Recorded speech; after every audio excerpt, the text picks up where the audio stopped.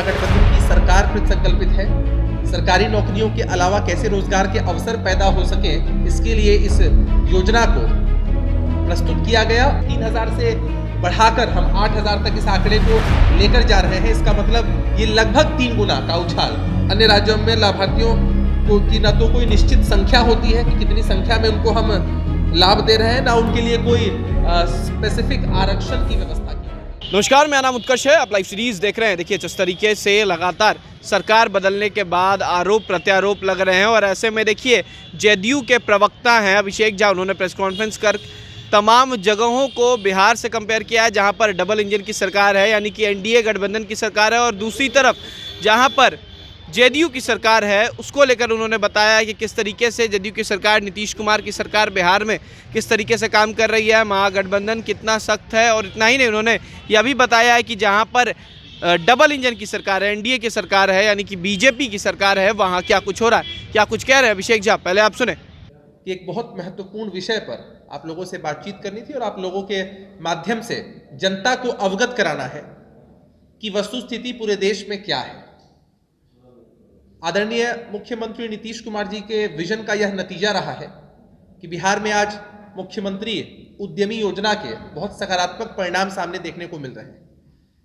आज की इस प्रेस वार्ता में हम लोग न सिर्फ इस योजना के विषय में, इनके पहलुओं के विषय में बताएंगे, बल्कि एक तुलनात्मक अध्ययन आप लोगों के सामने प्रस्तुत करेंगे।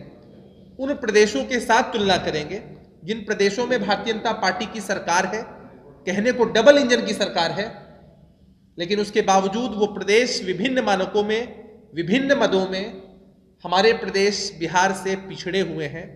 और इसका एक मात्र कारण यही है नीतीश कुमार जी की सोच और सीमित संसाधनों में कैसे प्रदेश को आगे लेकर चलना है।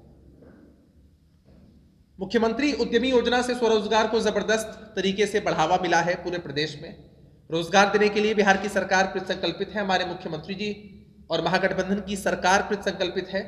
सरकारी नौकरियों के अलावा कैसे रोजगार के अवसर पैदा हो सके, इसके लिए इस योजना को प्रस्तुत किया गया और जबरदस्त उत्साह लोगों में देखने को मिल रहा है।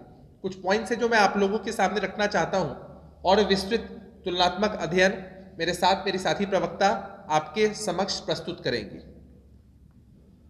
बिहार के मुख्यमंत्री नीतीश कुमार जी ने सभी वर्गों के लिए इस स्वरोजगार योजना की शुरुआत की और ये देश में अपने आप एक अलग तरह की योजना बिहार में साबित हुई है।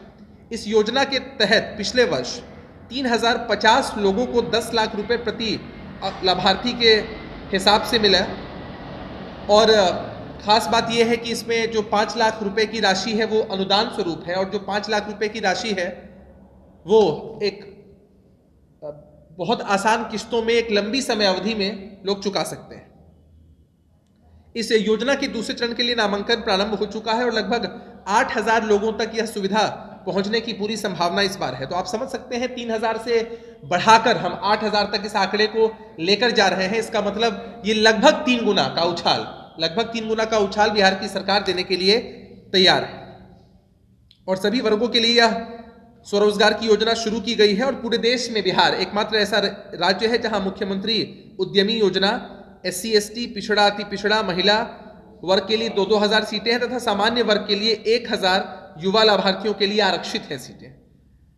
इसके अलावा 500 स्वयं सहायता समूहों से जुड़ी महिलाओं के लिए भी इस योजना में आरक्षण की व्यवस्था की गई है। बिहार पूरे देश में एकमात्र ऐसा राज्य है जहां उद्यमी योजना हर वर्ष चयनित लाभार्थियों को 10 लाख रुपए की आर्थिक सहायता प्रदान कर रही है। अन्य राज्यों में लाभार्थियों की न तो कोई निश्चित संख्या होती है कि कितनी संख्या में उनको हम लाभ दे रहे हैं, ना उनके लिए कोई स्पेसिफिक आरक्षण की व्यवस्था की गई है। यहां तो मैंने आरक्षण के प्रावधान के विषय में आपको बताया है। बिहार सरकार पूरे देश में अकेली ऐसी सरकार है जिसके द्वारा मुख्यमंत्री उद्यमी योजना के तहत दी जाने वाली 10 लाख की आर्थिक सहायता सीधे राज्य सरकार द्वारा अभ्यर्थियों के, लाभार्थियों के खाते में ट्रांसफर की जा रही, जिससे ट्रांसपेरेंसी है। अन्य प्रदेशों में बिचौलिए होते हैं, एजेंसियां होती हैं जहां भ्रष्टाचार की संभावना और बढ़ जाती है, लेकिन यहां पारदर्शिता के साथ इस योजना को लाभार्थियों तक पहुंचाया जा रहा है। उत्तर प्रदेश की मुख्यमंत्री युवा स्वरोजगार योजना, मध्य प्रदेश की मुख्यमंत्री युवा उद्यमी योजना, असम की सरोठी स्टार्टअप ऋण योजना और हरियाणा की मातृशक्ति उद्यमिता योजना ऐसी ही कुछ योजनाएं हैं जिसमें राज्य सरकारें थर्ड पार्टी के रूप में बैंकों से लाभार्थियों को ऋण उपलब्ध करवा रही है। बिहार एकमात्र ऐसा राज्य है जहां इस योजना के तहत हर वर्ग के लाभार्थियों को आधी राशि, आप गौर करेंगे कि आधी राशि यानी 5 लाख रुपए का निश्चित अनुदान दिया जा रहा है। मतलब ये जो बोझ है वो उनके कंधों से हटाया जा रहा है और लाभार्थियों की जो शेष राशि है उसकी वापसी की किस्तें जो है वो 84 महीनों की है और महज 5,952 रुपए प्रति माह है। इतनी कम किस्त है जो एक लंबी समय अवधि में वापस की जा सकती है। लेकिन अन्य राज्यों में यदि आप बात करें तो अन्य राज्यों में बैंकों के माध्यम से जब इसको दिया जाता है तो ब्याज की जो दरें हैं वो बेहद ज्यादा है, 15 से 20% तक की ही अनुदान मिल रहा है और ब्याज की दरें भी बहुत ज्यादा है। ब्याज की दरों को हमने टेबल में विशेष रूप से अंकित भी किया है।